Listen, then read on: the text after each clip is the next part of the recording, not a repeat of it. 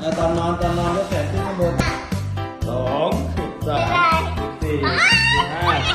16 17โอ้ยนอนด้วยสิแล้วขึ้นมาใหม่2ชนกันไหมน่ะ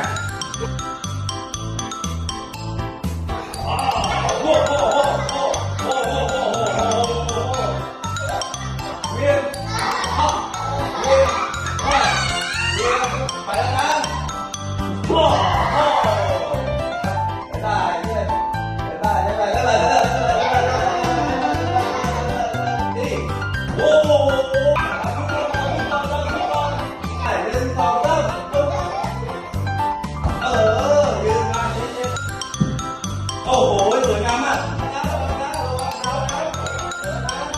โ